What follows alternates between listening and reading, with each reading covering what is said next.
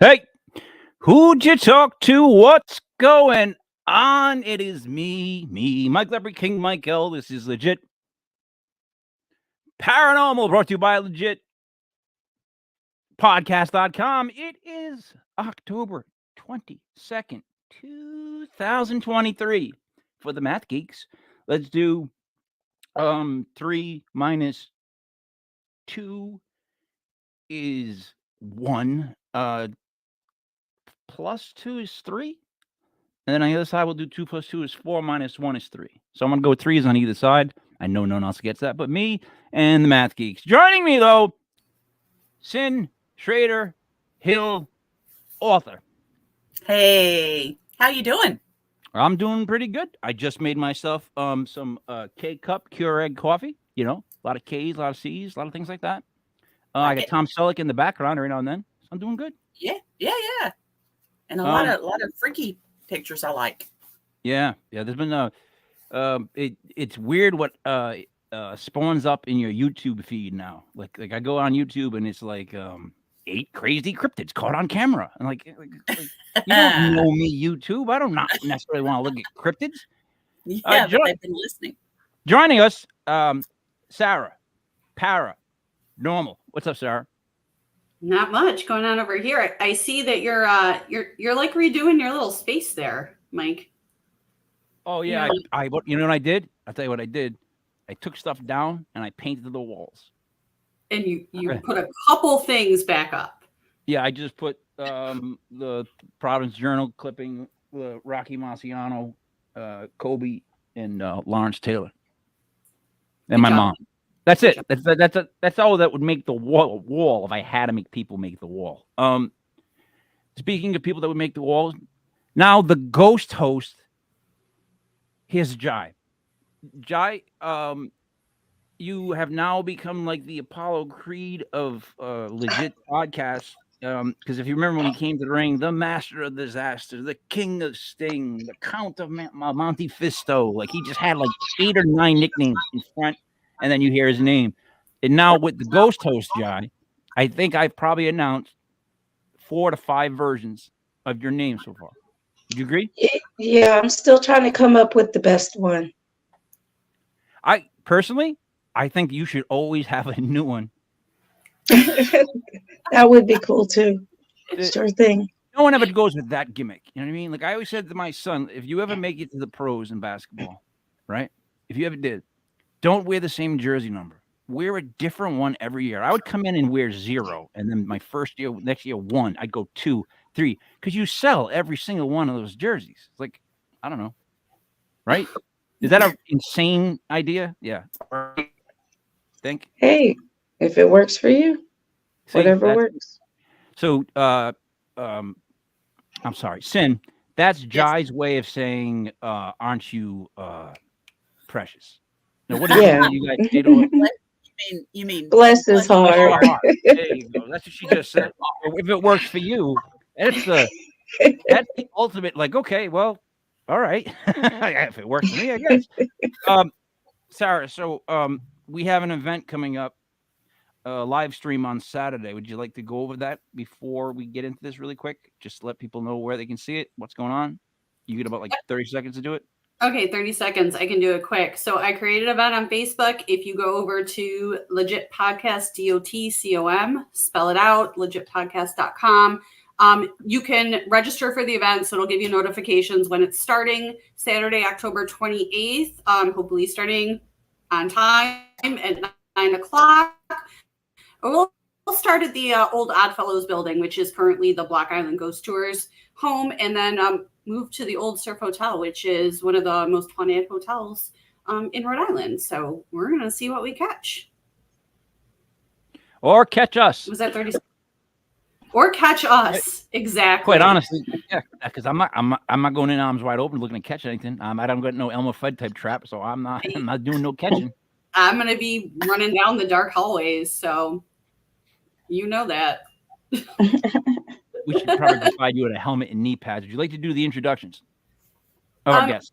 Yes, I would. So our guests are actually clients of mine with Florida Paranormal. They are very generous people, so they wanted to come on and share their story in hopes of helping others. We have from somewhere in Central Florida, Mike and Jeanette. Hi, guys. Hey guys, Hello. how y'all doing? We're doing good. How are you guys doing tonight? Doing I'm good. great. So, first off, like it's impossible not to talk about the tumblers. Like, it's hard. I've seen the tumblers. They're beautiful. Fine. So how do you not talk about the tumblers? There's nothing paranormal about tumblers, Mike. I know. I'm talking to myself, Mike. But they're absolutely beautiful. Look at them. Look at them. Like, so Close.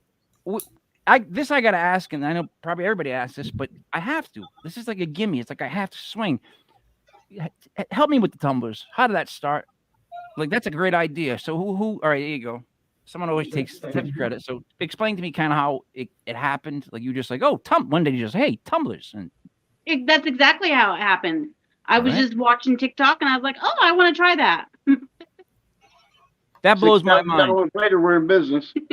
Yeah. Isn't that all right? So, isn't that kind of strange how it's like we don't know we can do something till we see it done. You know what I mean? There's certain people that if they see it once, twice, they just go do it. It's like you just needed to show them how it was done. Does that make sense? Jenny started this before I got into it. And when she first started, I was like, she said she wanted to start selling them. I'm like, nobody's going to buy them tumblers. And then she sold a couple, and I'm like, well, teach me how to do it. And me, I'm OCD, so I'm really, really particular about how I do it. But the thing to do is trust the process.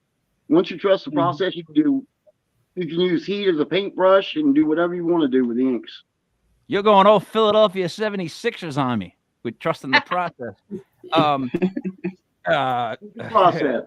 So basically, what I want to know, Jeanette, is that so you were like, I'm going to make these tumblers, and at first he's like, no one wants those tumblers. You just went, you shut them off, or you That's just exactly were what I did. like, 2 for 2. I guess I'm 2 for 2, right? So, John, let me ask you this: sometimes is it important to shut off someone else's opinion on what you want to do? Sometimes. It always works for her. All right. Now I know what to do. Now I handle myself. All right. So, all right. Let's start with this. I'm gonna go around. The ghost host. Yes. Let me ask you a question. Is it important to have people around you that believe in what you do or want to do, or is it important to kind of earn their belief in it? Like, where do you fall? And I'm being serious. Where do you fall? Should they believe you right away, or should they let you prove them out? Are these supposed to be people that are close to me?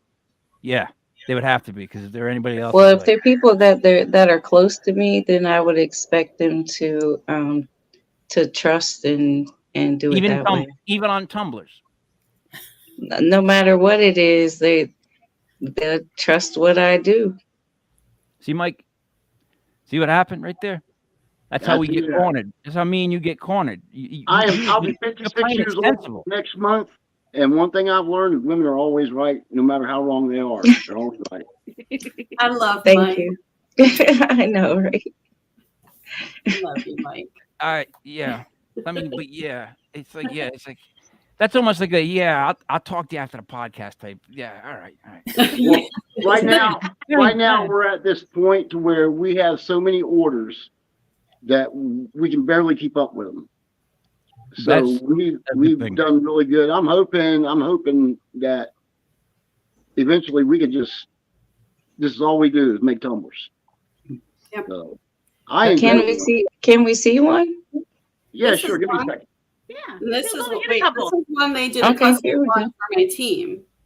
So they awesome. they make custom ones, like you just send them the logo and they make it. And the wonderful thing about these folks is, even though they have all these expenses going into their business, they donate $5 from every tumbler to Ghost Advocates, which is FPI's charity, and it goes towards autism autism charities, local Awesome. autism charities. So they're So very it's generous. worth it. Yeah. What are the prices of the tumblers? The prices. I don't know. What's the prices? Oh, that's pretty. This is actually a duo, a 35 duo, so it would be about $50. And that includes shipping. That includes shipping. What's a duo mean? That's nice. It's 2 different lids. It has a sports bottle lid and with a handle on it, and it has a regular lid that you put straw through. I've never see. owned a tumbler in my life, ever. That's why I was looking at them going, wow. Just like, wow. Like, Oh yeah, they're beautiful things. I just, yeah. like all I that. drink is black coffee. That's all I drink all day. Can you Like- you can put coffee in the tumblers, I'm pretty sure. Can you put coffee in there? Oh Yeah. yeah, you can put just about anything in them. Just don't put them in the dishwasher. They're not dishwasher safe. We put a label on the bottom of all our tumblers that explains that, how to take care of them. But yeah, I can put ice in. Like I can fix my cup in the morning to go to work, and the next morning when I go to wash it, it's ice still in there. They're just as good as Yetis. That's good. They're double layered. I want to make a Bafangul tumbler so bad. I've been like, you have no idea. In my head, I've been wanting. So Mike, Jeanette, maybe Jay, I don't know if you know this. The bar that I have in my house is this fake bar that I've owned, I guess, since I was like 18. Like wherever I lived, I had a space where I put a bar in it, literally, and I had this bar, and it's always been the same name. And because I'm Italian, and everybody I grew up around was an Italian American, this makes sense to me. But it's called Bar Fangul, so it's Fongool, Fangul, Bar Fangul. Anybody else know what that means? No. Ja, you've got to know what that means. I have no clue. About Fangul, you ever hear like an Italian? You've never heard that in any? Wow, you know this? I'm that Italian. So you guys have never seen like Goodfellas? I've heard it. I just don't know what it means. I've heard it used in context, but I just don't know what it actually means. Right. Oh, You know, obviously. it's basically like bargo your mother. Okay. Oh, okay then. It's just Great. funny because Bafangul bar BAR Fangul is funny to me. So it's always been the same thing. Anyways, I want to make. I gotta get the Bafangul tumbler. That's what I will. I'll after the show. No, being serious, because I was trying to think of one. Because quite honestly, the blue one, the purple one, like it's so happy. I could not hold that with coffee in it. So I'm thinking like it's gonna be something that's like Tom Selleck or, you know, like a man type thing that's in the morning that's grouchy that I can just look at and be like, yeah, I am grouchy in the morning. And you know what? I guess that's what it is. If I had to look at a purple, like sparkly mug early in the morning, that would be horrible. Like I'm a miserable person in the morning. I don't know how you guys are. Let's go around and find out. Sarah, how are you in the morning? What's that, Mike? I follow you on Facebook. So look me up, send me a message with your address. I got just the thing for you. All right. You want a grouchy mug? I can make one for you. I mean, I wish I was. I wish this was made up right here, but no. So Sarah, how are you in the mornings? I am also unpleasant until like about an hour and a half and several cups of coffee, or like a half a pot of coffee in. You just don't talk. Everyone knows not to speak to me. Oh, so you don't talk. You no, I don't. No, don't talk to me. Don't. That's kind of my rules. I never made the rules, but I think everybody understands. Just not to. Sin, your mornings are weird though, because your mornings are like 3:00 in the afternoon. Right. Right. But still, you're up at hours I can't believe. Yeah, but you can't talk to me for an hour after I wake up. So I have to have an hour. All right, Jai. Mm-hmm. The ghost host. In the mornings, I bet you're gonna say you wake up pleasant immediately. I do wake up in a good mood as long as it's not too early. If I'm being woke up, then probably not as great of a mood. All right, well, those are two totally different things. Waking up and being woken up don't have the same rules, don't have the same results. We don't play by it. someone comes and wakes you up, of course you're gonna get up. Like, what are you doing? Like, if that's not your reaction, like, no, I've never shook somebody and they're like, "Hey, thanks for shaking me. Let's go." Not once, and I've shaken some people to wake them up. All right. My goodness. So, Sarah, you get a call. Explain to me how you first make contact with Mike and Jeanette. You're on the spot. Yeah.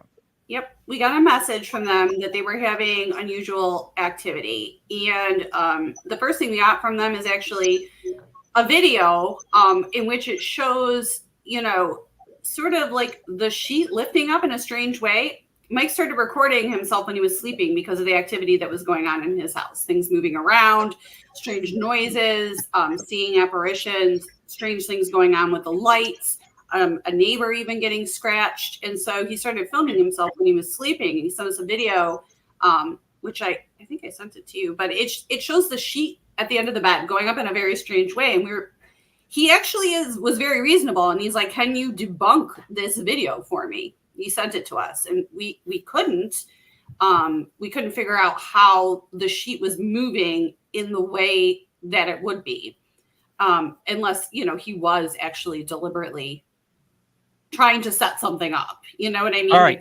So wait. So pause. Here's where the issue would be if I'm on the outside looking in on this. Mm-hmm. Sometimes it's fun to step out of the trees and look at the whole forest. Mm-hmm. If anybody can concoct something like that, it's these people who make the most incredible tumblers I've ever seen. In other words, we just showed them MacGyver type brilliance, and then you're going to be like, you would be totally tricked out if they could get a sheet to pop up. We didn't have that information without even breaking a sweat.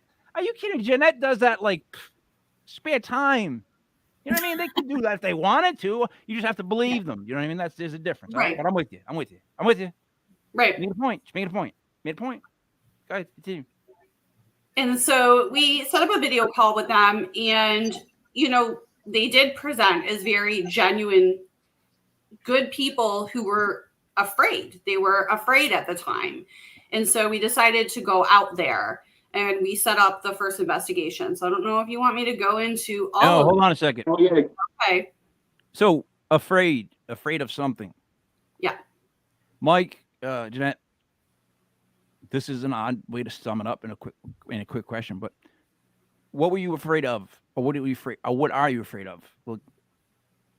Well, everything in the house started. We had, I'm not going to get into details, but we had a lot of bad stuff happen in the house. Negativity. A lot of negativity. Yep. And it was after everything had stopped and they had moved out. It was some family members that were living with us. Then things started picking up, and started seeing apparitions walk across the house. She stopped sleeping in the bedroom because she felt creeped out. And one thing we have found out is I'm really sensitive to different energies. And every time I would walk in the room, I would just get this energy, flowing down me. And so I knew something was going on. I was still sleeping in the bedroom, but the only different thing is I would wake up every morning in a really hateful mood, tired, drained, had no energy at all. And which is not like me, because before all this happened, I was getting up at 3 o'clock in the morning, going to the gym, working out for 2 hours before I went to work. And it just stopped. I just lost all my motivation.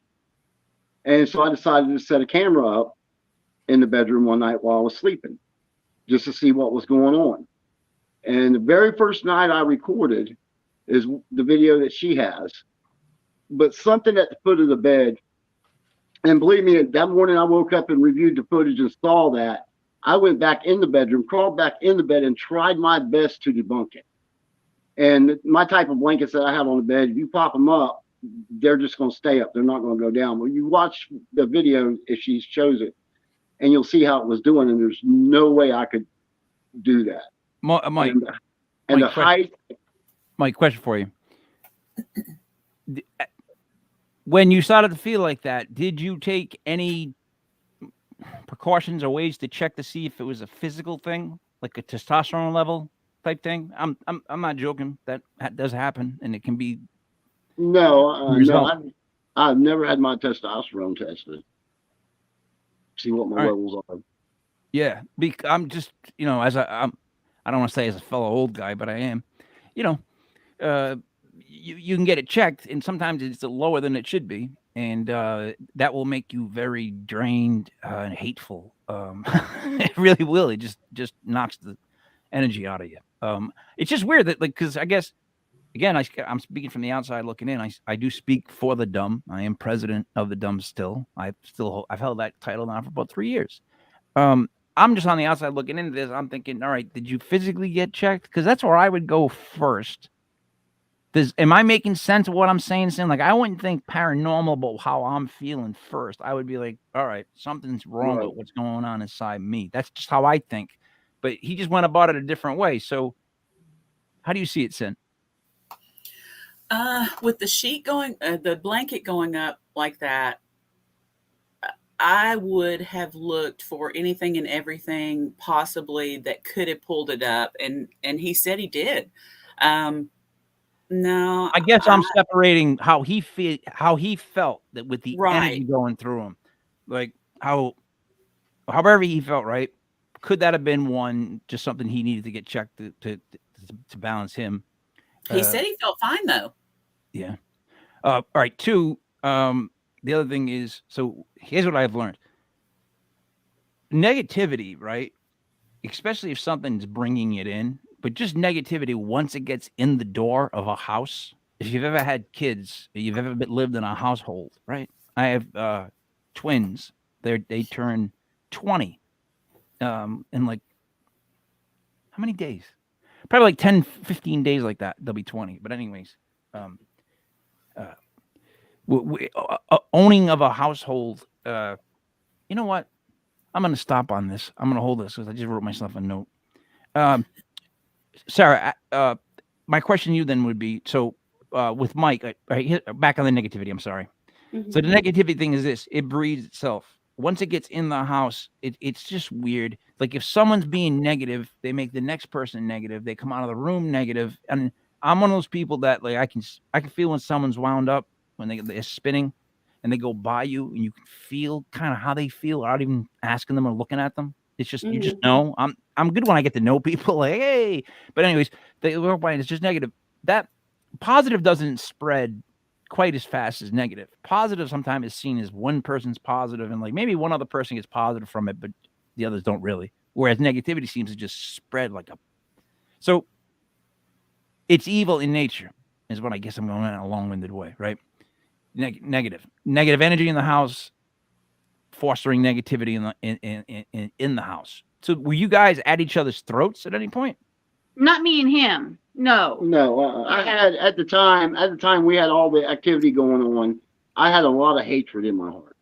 Yep. I'm not a hateful person, but at this point in my life, I had a lot of hate in my heart towards certain people. Yep. And I just had to learn to let that go, and I have, and things are going a lot better. It's a lot deeper. Sarah can explain it better than I can. Sounds like this is a journey for you guys. This it's been a journey. It's been a learning experience. It really has. It sounds like one of those it's supposed to happen sort of situations, like from the tumblers all the way down to the paranormal house. Well, I've always, all my life, since far back as I can remember, since 8, I've always had something going on in my life, something paranormal, extraterrestrials, anything. I've had it going on in my life, all through my life, no matter where I live. And it's just an ongoing thing. It's all right. I know it sounds crazy, but it's something I've learned to get used to in a way. Mike, when you say paranormal every day, like what do you mean by paranormal? Because that word now to me is like it can mean so much. Right? It can mean all my life, I've always been sensitive to energies. I've always seen, no matter where I've lived, there's always been some kind of paranormal activity, apparitions, something spiking up in the house. Take, for instance, my son, I went and lived with him in Indiana for a while. And they lived in what used to be an old funeral home. And they never had any problems till after I moved in. And then after I moved in, their dogs started whacking out, barking at the wall, nothing there. I started seeing apparitions of people in his house. And the more I learned about what's going on in this house, the more I looked back and I remember things. And everywhere I've ever lived, there's always been something. So basically, you're a bad roommate. Pretty much say I'm a. Sarah can explain what's going on with me better than I can. I'm still trying to wrap my head around it, but it's like I'm a magnet for paranormal. Yeah, you're a beacon. He is. Yeah. Sounds like a battery. It's more of a battery. It's not. He sounds like Well, a battery. whatever it is, they're drawn to Mike. So, all right, Jeanette. Yes. How early into Mike explaining his whole life of this stuff did you believe it? Did you From believe the him right get-go. off? Did you really? Yeah. I'm such a cynic. I can't sometimes believe that. No, I'm being serious. I have a hard time sometimes believing that people can just immediately go, "Oh yeah, no, yeah, definitely." Like, I guess you know what? It depends on the setting, and if you're actually can feel the energy coming off them, and it's a conversation like that, like then you would believe them maybe more. So I would think, right? Am I wrong? Because I don't believe people right off the bat. Sarah did. I go, yeah, all right. Well. I'm gonna interject. Sarah I'm going to interject here real quick, though, on the whole. If you want to feel bad about your relationship, go hang out with Mike and Jeanette, because I've never seen two people that care about each other and love each other more than those two. So I believe her when she says she believed him from the get-go. Like, I mean, everyone on the team goes to their house, and when we leave, we hate our spouses just a little bit more. All right. Wait, time out though. Jai, let me ask you this. I mean, you might actually, I might probably ask the wrong person. Do you want someone that's gonna always like root for you, or do you kind of want someone that's gonna like every now and then give you the jab and a little bit of back and forth? Janita, the ghost host. You're not. Nope, you muted. There. Did you hear the question? You didn't hear. Did you hear the question? I did not. I was having technical difficulties over here. All right, Sarah, you heard the question. Yes. Would you answer it? Yeah, I'll answer it. But I need to preclude this with I'm crazy. I'm a crazy person. So I would get bored if they agreed with me all the time and were nice to me. I would want to fight. I'd be like, it's getting boring up in here. You love me too much. That's me. Most people are. But no, see, that's I guess it's also like the Northeast. We would never. We're not like that at all. We always want to be on the opposite team. There needs to be a little bit of confrontation. Yeah, it's fun. That's what makes it fun. But like, so that's blind belief, which is awesome. Yeah. It's awesome. All right, so Sarah, continue. You got the call from them. I want to know more. Like, I don't want details. I want to know how you felt when you first met with them.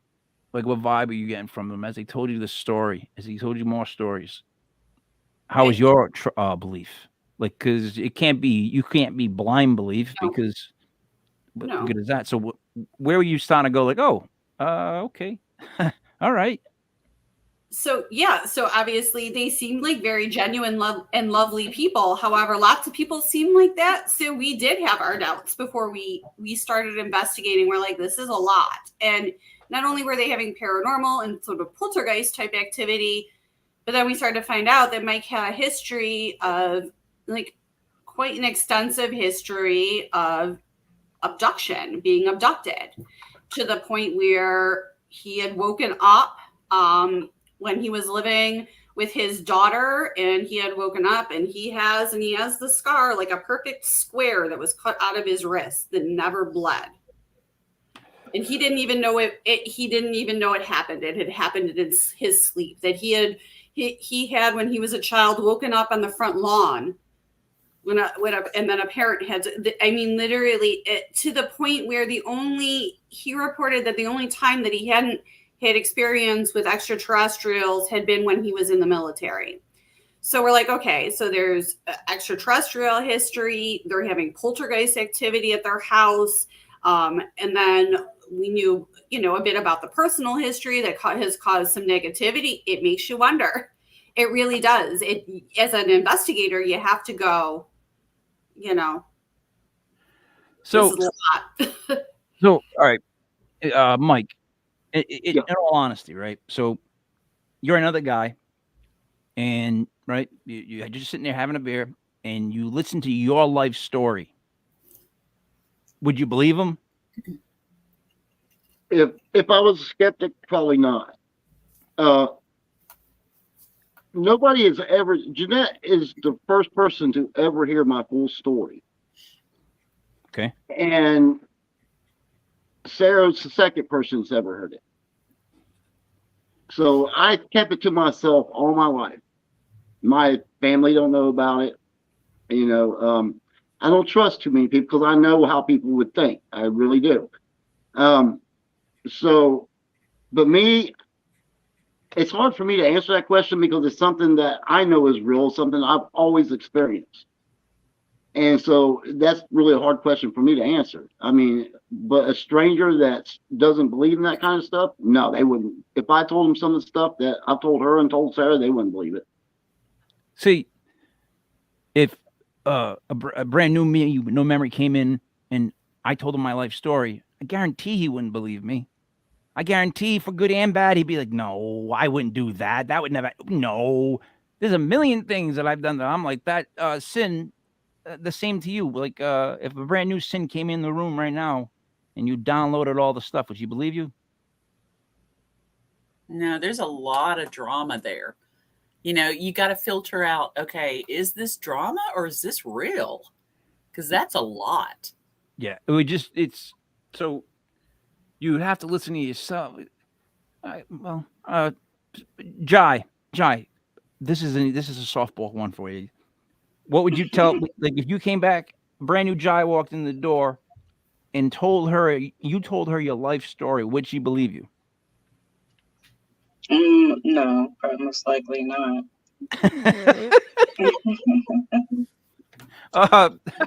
Sarah, same thing. Never. Jeanette, No.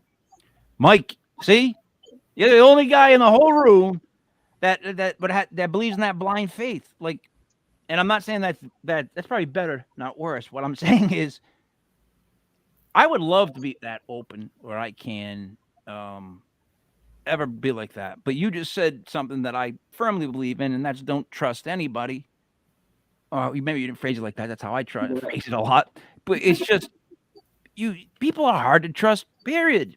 Like, one, trust in the sense of like they're gonna tell somebody where you hit your gold. Like, right? Trust, two, in the sense that like they're not gonna be like, I don't know, causing more drama and problems with no reason, just to do it, and it ends up being attached to you. Like, there's all these different levels of it. But like, so to be open, for me, it would be impossible with anybody. Like, I'm talking about, like, if Shirley Temple came back alive and walked up to me with a balloon and was like, I would not believe the kid. Be like, nah, I gotta wait. Give me a second. Let me write it down. Let me go through it. So you're more open, obviously, than most of us. Is that been good or bad? Well, I mean, like I was saying, Jeanette's the first person I really ever opened up to about it. I don't know. I guess you went that long holding it in. It was actually good to talk to somebody about it for once. Now my daughter lives in Pennsylvania.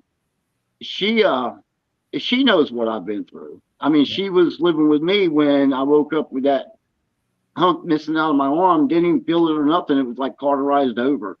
And then 2 weeks after it happened, it blistered up like a burn. It was really weird. But yeah, she knows everything that's went on. My daughter does. So besides Jeanette. But yeah, it's nice to talk about it to people, especially what really set it off was Sarah did a Ganspell.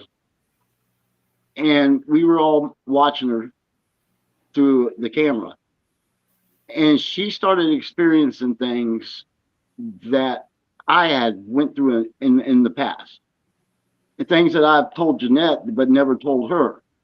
Sarah never knew anything about my extraterrestrial past, in detail, but she did. And as soon as she started talking about it, Jeanette noticed it, and it's weird. It's weird. I'm still wrapping my head around all this. So, Sarah, sounds like you started off a storm there. Hopefully, it's a positive storm. It seems like there's been more enlightenment of the situation. Now, the Gansfeld method, would you like to just tell us what that is? Yeah, so briefly, it's a psychological experiment that was actually developed for remote viewing. It was done in a lab. So my teammates, Haiti and Mikey, had modified it to use it in the field. And I think it was only the second time I did it, which was at their place. So you basically sit in front of a ring light that has a red light, and you have a pair of goggles on with a film over that. So you can see the red, and you should be able to sort of see things in the room. And you're listening to white noise through noise canceling headphones. And the idea is that it's the opposite of sensory deprivation. Okay. So you have constant sensory input through the red light, and it has to be a non-looping white noise. So it's consistent sensory input. And it is supposed to sort of help open you up and put you in almost like a trance-like state. All right. Right. So, all right, AJ. So, all right, you go there, you do this. It's weird. You're one of the hosts, and I'm asking you the question, but you get to answer this. Yeah. So then, where do you hear these things that you yell out? Like, are you yelling out things you see, or just things that are coming in your head that need to be said? It's different sort of every time. So when different people experience it differently. I've experienced kind of all of them. Sometimes you see things outside the goggles, like shadows, and you hear things audibly with your ears. So you're actually seeing and hearing them. Sometimes they are in your head, and you can sort of tell the difference. The voices you can tell are in your mind as well, which those are much harder, because then you're trying to for myself, when I did this at their place, I was second guessing so much of what I was saying out loud because I thought it sounded ridiculous. Little did I know that I think I triggered Mike, and he had started crying in the next room because it had brought up memories.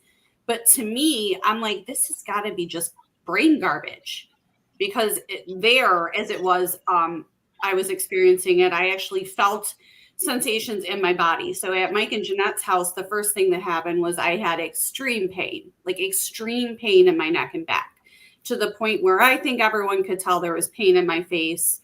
And I had to verbally say out loud to Haiti, please don't pull me out of this, because I knew I was in so much pain. There was no way I was hiding it.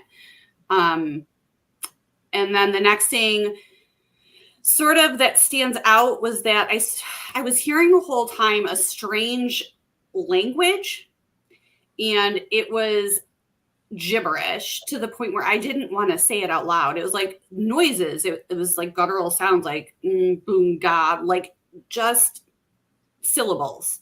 And then it wouldn't stop. So finally I just said it, and that's what had triggered Mike and brought him to tears, where he had then relayed to the other people in the room that those were the voices in the words he was hearing when he was abducted. The session sort of, from there, it got strange and a bit scary, to where I actually felt myself on a table.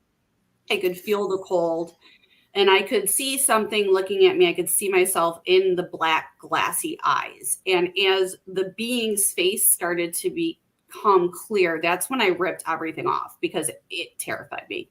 It terrified me. It was scary. Okay. Sin. Wow.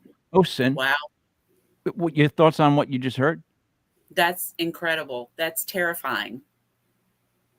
Okay. But that's all I got. Okay. Residuals. you take the helmet off or whatever, the goggles. Mhm. How does your head just clear up? Because Yeah. that's what I find hard to believe is that someone can be in like a good mood and then like do something like that and then come out of it and then they're like tired for a couple of minutes and they're back to a good mood. Because quite honestly, those have been the ones that I've seen. Like I see people that come back like, oh, they're all chirp. I would think you'd come out of it like just, I don't know, burnt. Like you took acid or something. Not that we here sponsor acid. The big acid companies don't like us. I came out of that Gansfeld session with physical marks on my body, needle marks on my back that were not there prior. Similar to scars that Mike had on his body that looked like needle marks and almost the exact same spots. And both of these marks on myself and Mike, they all showed up on a black light, which was a bit strange. And no, I slept for 3 days. The pain didn't go away immediately. And I started having strange things happening at my house after that. So, okay. In all honesty, I don't go back. I don't know if I can go back. That's why. This is why I'm not a paranormal investigator. You guys are. I'm being honest. That right there would be so much for me to take in and digest in my head, right? What you just went through with that whole thing, the fact that it was hitting home and striking a chord, the fact that you had needle marks. That's where I go. See that when you said needle marks, that's where I was like, all right, well, that's one of my rules. Like if I go someplace and someone goes stabbing into me, I don't ever go back. You know what I mean? The truth. But you took it home. So what are you going to do once you get home? I'm talking about the needle marks. I'm just talking needle marks. I'm saying if I go someplace, if I went up the street to Jersey Mike's, that's not all she got. And but I came out with needle marks. I would not go back to Jersey Mike's, and I'm not comparing the two. I'm just saying anywhere I go, Jai, if you went someplace and you got stabbed with needle marks, would you go back? No, not at all. There's people that are compassionate, which are you guys, and I mean that honest. It's not that I'm not. I'm just, I got to play this part to explain it. But there's other people that, we don't. How can that? Like, I would love to help, but if I go to your house and I leave with needle marks, I got to be honest. Like, why am I the bad guy? Because I wouldn't go back to that house. Well, the thing is that experience sort of kicked everything into high gear. And first of all, let me backtrack for a second. We did the Gansfeld after the entire team had come in. We had come in with a medium. We did an entire paranormal investigation. We checked the environment. We got nothing. The medium picked up nothing. Wow. None of the equipment went off. Nothing. The medium's like, there's no ghosts in. Like, there were nothing to indicate. So everyone left except for Haiti and myself. And I'm thinking about the lights exploding and all this other stuff. And then what I learned from parapsychology. And I'm like, it's got to be him. It's got to be his PK that's doing some of this stuff, right? If there's no spirits. So what would trigger that? And then we started asking him a little bit about the fact that he was abducted. And we're like, what if an abduction experience triggered some sort of, like psychokinesis, where he is affecting the lights. It can also cause marks on other people. It can move things. It can form apparitions, all the things that were happening in their house. So that's when we did the Gansfeld. We never done it in the context of thinking we were going to contact extraterrestrials. However, at this point, to your point, Mike, we started going to experts at MUFON, experts at the field. At this point that I had needle marks, I already did the Gansfeld. It tried to show itself to me. I am now considered a contactee as well. So I'm in it. I'm already in it. All right. So, I'm already on the radar. Sin, I'm being honest. Needle marks. You go back? I don't like needles, but she was on camera. She was being recorded the entire time. So they knew there were no needles involved. This was something else. Yeah. All right. This was something else. Okay, maybe miss my point though, because maybe I am. Either way, there's needle marks. You see what I'm saying? So either way, whether there was actually really needles that went in there or something else that happened more paranormal, right above that. Either way, needle marks. Something did that. You know what I mean? Like, dude, I worry about houses. I worry about like locations that have really bad spirits or things because people always go there and they end up telling like this story on the podcast about how it was like they always see like a little girl that runs in the backyard and then the little girl always tries to talk to them and they don't want to believe me that maybe it's something that's darker than that, you know, because sometimes it could be. Some places just got the evil. But what Sarah's saying is that now she's a part of this. I now know. She's a part of it. Listen to me.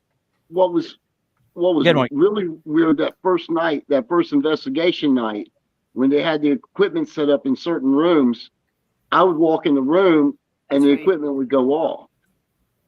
But I would leave the room and it would stop. What's that? Yeah, Mike was the only thing that would set the equipment off. All of us could be walking around all of it and nothing would happen. When he would come into the room, all the REM pods and the K2s and everything would blow up. That sounds like a demonic attachment.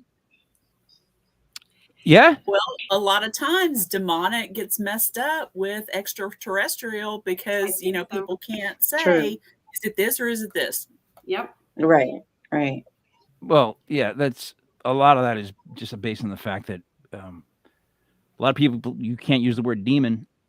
Like they just don't want to hear the word demon. I don't know why. Like I'm just saying the word demon. I'm not giving it any religion. I'm not doing anything to it. Right. I didn't give it its baptism. No communion. You know, nothing like that. I'm just saying it's a demon. Can it be evil? And then, Sarah, we've had this conversation. Well, can it just be alien? In other words, at what point does it get to where everything ends up being just like a cover of everything else? Like, in other words, demons, aliens. Could all be the same thing, yeah. End of the day, I get a good feeling it's all connected. I don't think that like there's a Marvel and DC universe running at the same time in our life. That's the same way I believe. I've learned to believe that it's all connected. I believe it's all one, and all one wears masks to disguise itself as other things.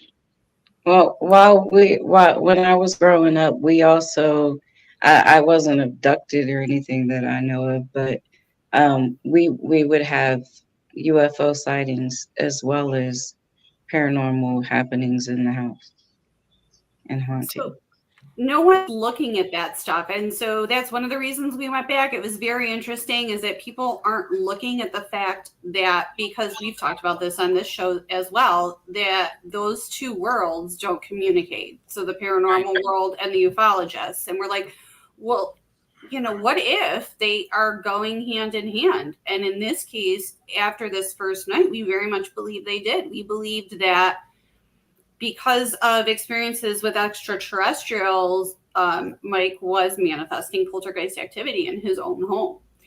And we've come to learn that he does have very powerful abilities that he just didn't know how to control. Well, we still don't know how to control. We're still working on that. I'm trying to find him someone. I've been working a lot on the whole empath and medium thing. I've kind of learned to shut that off and deflect it. But the other, like I was telling you last week, we are getting an uptick here lately. Yeah. Nothing major, but we are seeing apparitions again. The dogs are going off, but I don't understand why it's happening now because everything's going really good for us. So, you know, I could understand when it was happening then because, like I said, I did have a lot of hatred in my heart at the time, and I learned to let that go. Well, why do you think you only bring in negative energy then, Mike? It's why would you think my body absorb? That's one thing I've learned is my body seems to absorb other people's energy, and I've been doing a lot of research. I'll tell you, I was doing a lot of research on it, and that's what I'm picking up is I'm just absorbing other people's energy, and then when I get home from work or whatever, I release it. Right. And that's what's causing the upkick and everything else. So you dropping the negativity out and debriefing yourself, like just getting settled. stirs up the. It's like going on a pit bull. It's like you just did that, and now the dog's all hyped up and ready to fight. Doesn't know why. Like a battery, but like, so why? In other words, what you're going through right now, why couldn't it be a positive energy that could draw into it to him? If I could find somebody to teach me, I would love to turn it into a positive thing. I really would. And I know all this sounds sci-fi, and like I said, I'm still wrapping my head around it. And at first, I didn't want to believe any of it. But the more, like me, I started meditating. And what I was doing is I was meditating certain frequencies. This was after Sarah and them came out, and we was trying to figure out ways to calm my ass down. So I started meditating, but I was meditating certain frequencies. Well, it seems like every time right after I would meditate, things would really pick up in the house. Mm-hmm. And I was playing with quartz too while I was meditating. And so I stopped meditating. Once I talked to Sarah and them, they said, well, you meditating into certain frequencies is opening up other things and causing other things to come through. So I calmed my ass down, stopped meditating the frequencies, and everything calmed down. We didn't have nothing going on for like 2 months. I mean, it got really quiet. It was right back to normal the way it was when we first bought this house. And now things are picking up again. So we're thinking it's not the property, it's Mike. It's not the property, it's Mike. And the thing is that we've learned, and I've learned so much from the experts that have been willing to speak with us, like Barry Fitzgerald and the people from MUFON, that you can't really do anything about abductions. And once you're on the radar, it's very likely you're always on the radar. So we suspect that they're still visiting him. The second time I went there and did the Gansfeld, it kind of got even stranger. We picked up EVPs in the room. When I was doing those, like whistling, talking, we would be in the room doing the Gansfeld, and the people in the other room could hear visible like pounding and knocking, which all seems to be emanating from their closet area in the master bedroom. So we're not quite sure if there's some type of flap there, if not in the house, very, very near to their house. But it seems as though he's still on their radar. And I think that him meditating in the way that he was doing in an attempt to control his energy, he was making it stronger in sort of an uncontrolled way, which was just like Sin had said, setting off that beacon even more and bringing things through. So, yeah. All right. So tell me this. Mm-hmm. This is kind of like listen to Mike talk. Listen to what Mike's kind of the spectrum of he's been through. Mm-hmm. It's almost like if this was a story and I was waiting for the ending of the story, it would be that we're waiting for Mike to figure out that the only one that's going to help Mike is probably Mike. Because if Mike's above, like on a level, not saying above, maybe sideways, whatever you want to go, doesn't matter. Mm-hmm. The thing is, it's hard to be someone who can teach that person. I mean, it's like I mentioned to Sarah, I don't know what to do. If I would have found this out 30 years ago, see, I spent my whole life moving around from state to state, trying to get away from everything that's been going on. And that's what I've done. I've lived in so many different states just trying to escape it. And I'm good for a while. Once I get moved to a certain place, I'm good for a while, and then things will happen again. Every time it happens, every time it's happened all my life.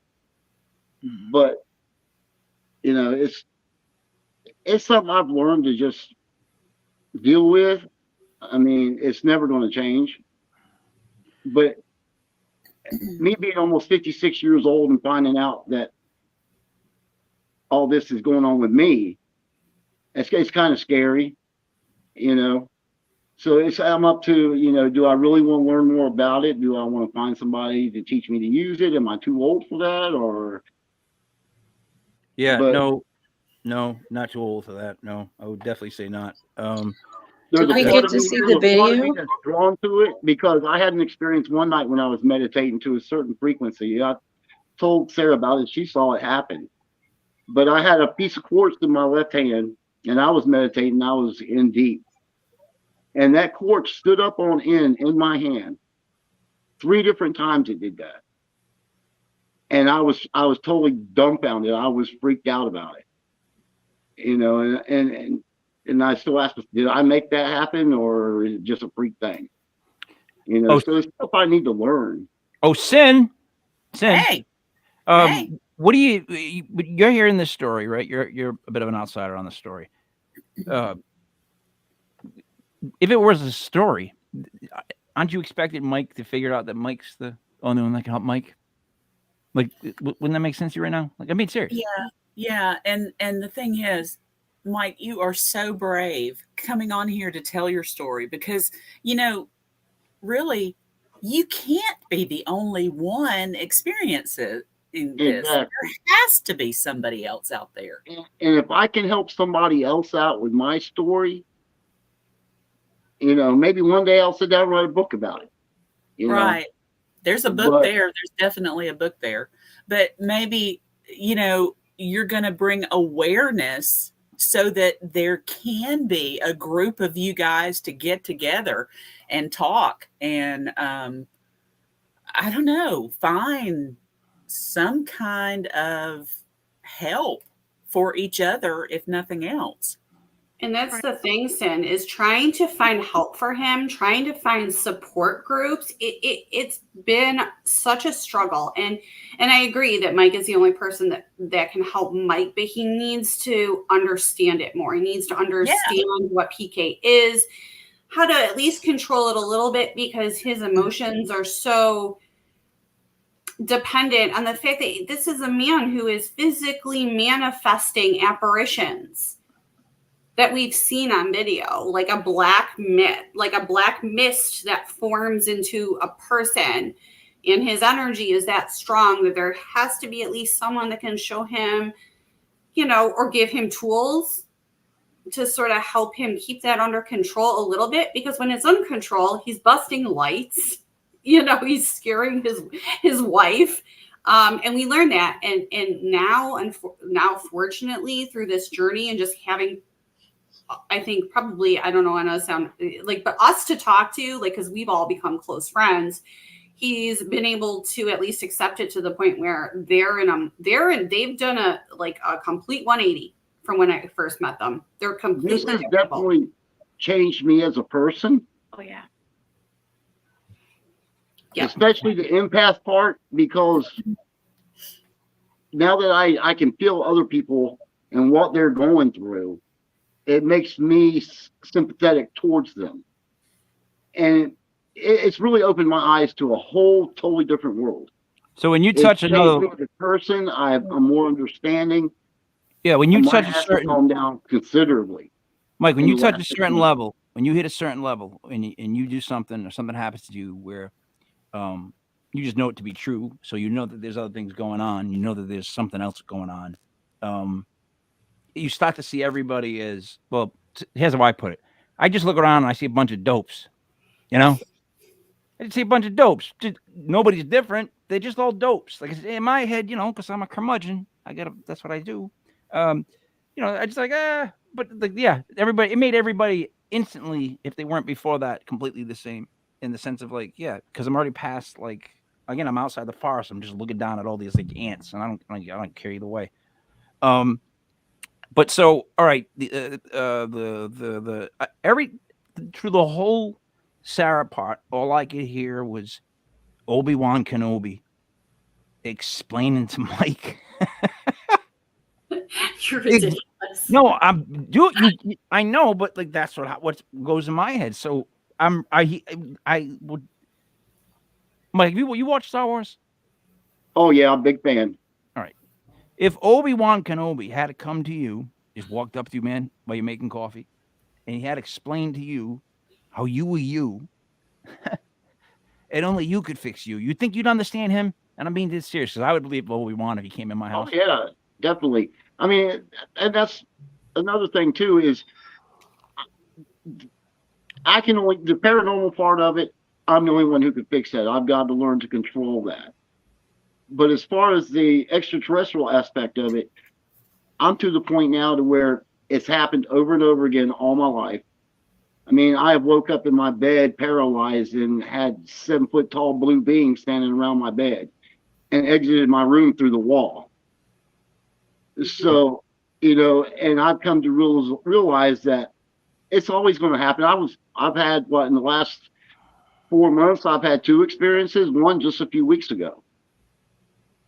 And it's just something that I've got to deal with the rest of my life because they're never going to leave me alone. Has anybody caught on to the theme that all the stuff is negative? Like negative energy, negative way of thinking, negative thoughts, negative whatever. It seems like it's all just negative. So it seems like you feel much better when you just let the negative go. Exactly.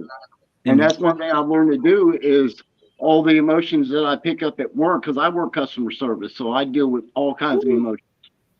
And I've learned to leave that at the door and leave the negativity out of the house. The less negativity that I bring home, the less that we have go on. Do you live on ley lines? I don't know. No, they don't? No. We check the geographical area for everything. We've checked for all environmental factors. Really? EMF levels were good too? EMF levels are completely normal unless you put the EMF meter directly on Mike's arm where near him. Yep. Yeah. So what was that meter that read a 7 baseline, and then when you touched me with it, it jumped all the way up to 70? It was a tri-field meter, so it's reading EMF, the electromagnetic fields. It's reading just regular EF electro fields, and then radio frequencies. But yeah, completely normal readings unless you happen to go near Mike. All right, so here's where this mic, the northeast one, I separate from this whole conversation because I'll explain to you how. Mike, did you go get blood tests? No, I haven't. I used to donate plasma, but I haven't had a blood test since then. That was years ago. Okay, that's the first thing I would tell you to do. Yeah, as a person, not as a paranormal person. As military, my blood type was blood test is A positive. Yeah, but then they came out with the what is that? RF negative, RH negative. RH negative. Oh, don't worry what brand you are. I mean, it doesn't matter. Worry about just checking. Wait, it changed. Oh. It changed. No. But back when I was in the military, they didn't know anything about the RH negative. Okay. I mean, this is something new. So I've been wanting to go get my blood tested again just to see. You get the panels done is what I'm talking about. It goes over the different levels of what's going on. Like, I would want to check all my levels if I'm you. That's like one of the first things I think I would want to go do. Jeannie's RH negative. We have Mike just he's a man, so we told him to go to the doctor. Yeah. I can tell he doesn't go. He just doesn't do it. Right. And I can tell he doesn't go. I can tell by the way he's talking right now. He doesn't go. Right. He doesn't know a lot about the whole like problem it is to go to a doctor. Just the hassle it is to go to a doctor. Just to have to go there, to pay the money, to listen to somebody tell you something that they think is something they saw before, and then pay Lucy at the door. Like it's but you got to get it done, Mike. You got to get your blood test, get your panels done. Sarah, did you tell me to do that yet? Full body scan. Did you say that? Did you tell him that yet? And like she's saying, get like a whole CD scan. Yeah, we did tell him to go to the doctor because he was experiencing other symptoms like neuropathy and things like that. And we were concerned that he should go to the doctor. He wouldn't go, but Mike doesn't go. Remedies. Mike's hard-headed. Mike spent 16 years in and out of doctor's offices. I fell and broke my neck and my back. I've had 4 neck surgery or 4 spinal surgeries. That was the pain I felt during the Ganspell. We didn't know. And, after 16 years in and out of doctor's offices, I just don't have the urge to go anymore. I get that. Yeah, I don't. See, I don't, and I'll tell you why. Um, I only go when I need to, but when I really need to, I go. Oh, I just repeated myself. Right. And it doesn't matter like if it's 50-year-old me, it's 40-year-old, 30, 20, 10. It doesn't matter. I don't go unless I really need to go. But when I really need to go, like something like this, like you're long overdue, it sounds, Mike. I would go get everything checked, like make a day out of it, man. Get all the tests done. You'll get all the different kinds of Yeah, it's banding. been a few years since I went. I know I need to go. Sarah, Hey. would you be surprised then to find if he had like, I don't know, higher any kind of levels that are just different, like even just the metal in his body? Well, yeah. I mean, he's had so many surgeries. I wouldn't be surprised if he didn't. There's all sorts of theories on health issues that can cause some of this, health issues that can't cause some of this, health issues that may exacerbate some of it. But no, I wouldn't be surprised if he. I mean, I would actually think he probably has low iron, to be honest. Yeah. But When you get magnesium levels. it might be magnesium, but Mike, when you go outside, when you get cold, your fingers go white and the rest of your hands kind of red, and it's they kind of feel like No, dead. I live in Florida. Oh, all right. I thought you said his extremities went white, Sarah. no, they go cold. So he feels cold spots Oh. on his legs. So we couldn't say that was paranormal because he wouldn't go to the doctor. So we're like, Yeah, well, no. So medical. no, you know what? From my knuckles down to my fingers on both hands, when I go let the dog out, it's cold like it is. There's a good chance I'm gonna come in and gonna be completely white, and the blood will be gone, and that'll happen for like 5 minutes, and they'll hurt when it comes back, and that happens every day, all the time. And I just chalk that up because I'm old. So I got to tell you that one. I don't know if I would authenticate. That's just like one of those, Yeah, The but con- this was in July in Florida. Yeah. Yeah, I get you. Pretty Yeah. hot. But they're actually, where in Tennessee are you guys moving to? I just realized they're moving to Tennessee. We're actually not anytime soon. Oh, you're not? No, Jenny's got to have that knee replacement. So we're still selling, and we're just going to buy another place down here until after her knee replacement. Okay, good. So you're not leaving me. What's the whole Florida Tennessee angle going on? Well, I realized that like I'm not going to be able to like be around them at all if they move to Tennessee, and then I was like, wait, Sin lives in Tennessee.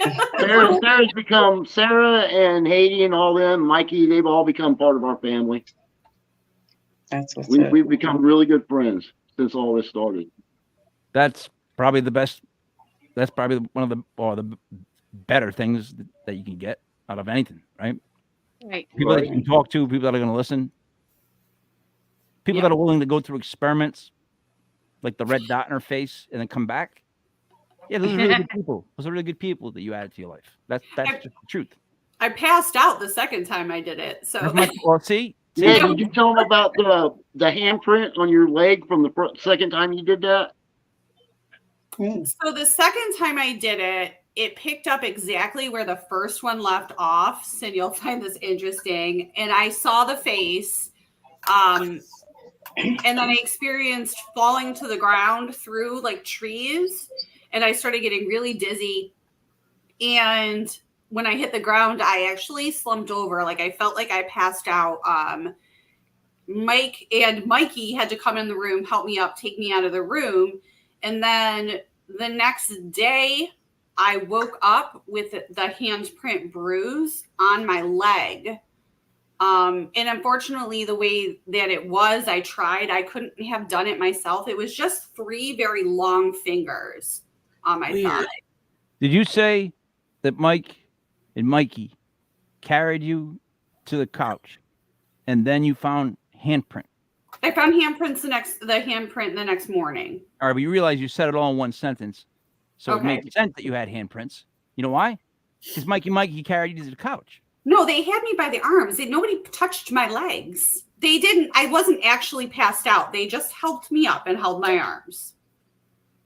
The bruise was 3 fingers, and the place it was on my thigh, I doubt any of them grabbed me there. I would hope not. No, I would hope not too. I'm not saying they did. I'm not accusing anybody here. I'm just saying that's what you said. That's okay. Yeah. I digress. Yeah, it was 3 very long, what looked like fingers, and then the tips of a finger. So it looked like 3 very long eyes with the dots. And so I would have had to, if I did it in my sleep, go upside down inside my thigh and press hard enough without using my thumb to create those bruises. My fingers would also have to be much longer than they are. Right. Did you guys know that B.B. King's wife, she was famous for this. She went and got a bee and a bee tattooed on each one of her cheeks for like a birthday present for him. And she came home and she actually bent over and showed it to him. And she's like, "Look what I got for you." And his response was, "Who's Bob?" You're so stupid. And I knew that was coming. I know you I did. know you put your head down. Oh, I know you did. So we're gonna do a wrap up here. Go around the horn. You guys can tell us what you got going on, and then we'll get. Oh, yeah. Oh, wait. Let's start with Sin Schrader Hill author. You're first. Hey, okay, so Realm of Shadows is live on Amazon, Kindle and paperback versions. Go check it out. Jai, what do you got to wrap up? Follow us for more exciting shows. That was pretty good. That's pretty good. It came in Thank smooth. Sarah Paranormal. I am hitting the road tomorrow morning for my long road trip up to Rhode Island, which will culminate with me being at Block Island on Saturday, October 28th. So myself, Mike, and Block Island Rick will be live streaming an investigation from Block Island on October 28th at 9 p.m. So follow Legit Podcast, DOTCOM on Facebook, Instagram, and TikTok. It'll also be live streaming to at Legit Podcast on YouTube and legitpodcast.com, our website. I'll plug it real quick in case they don't. Adkins Tumblers on Facebook. I'm going to let them give you their TikTok handle. They do really Adkins Tumblr on TikTok too. Yeah, really awesome custom tumblers. So make sure you tune into that live stream on Saturday, the 28th, because I think it's going to be a good time. Rick and I investigating, and Mike going, "Why are you letting that experiment happen to yourself?" Yeah, You know, we'll be watching. Yeah, of course. I know you guys will. They're huge fans of the Legit Podcast. They watch all our shows.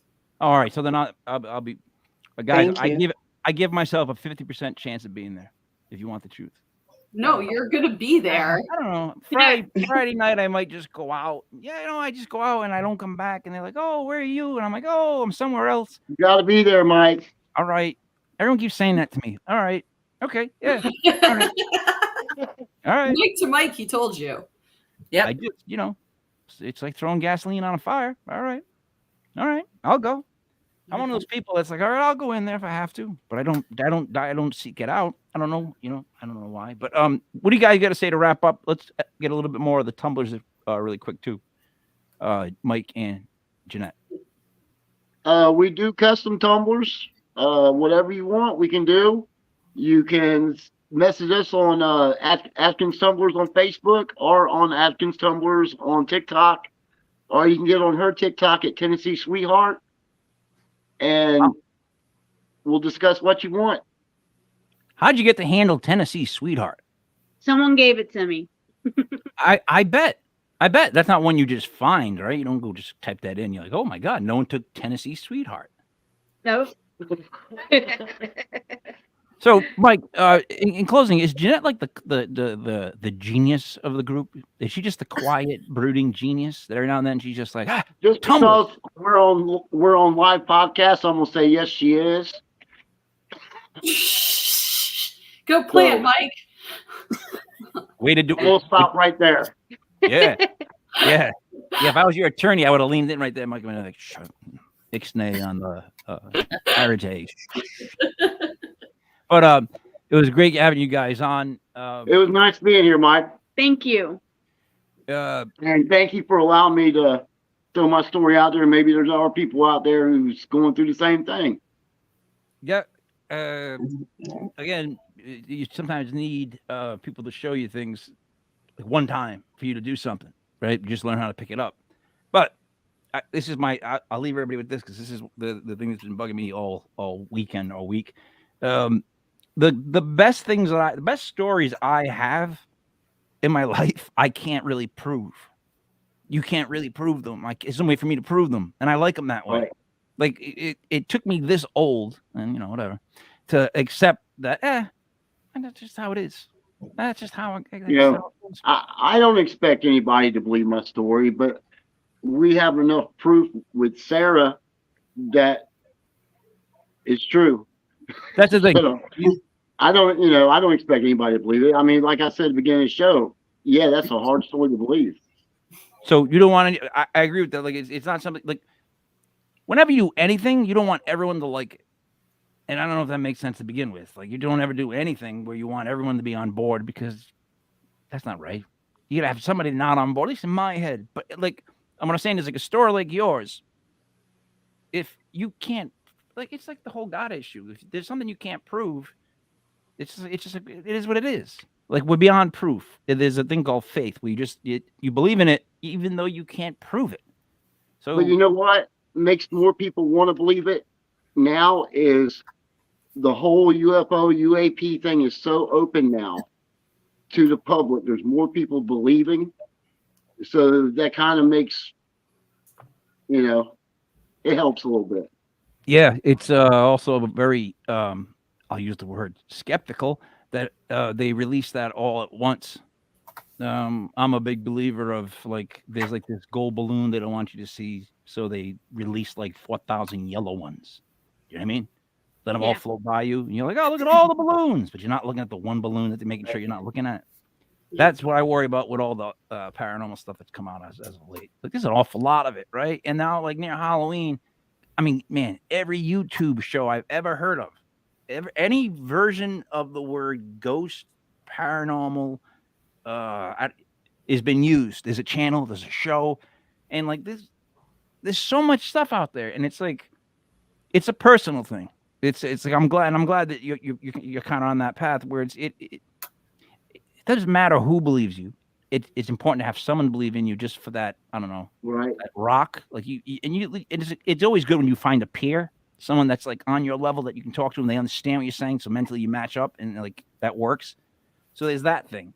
But like, I think overall with you, I would just be you. And Jeanette, I would speak more.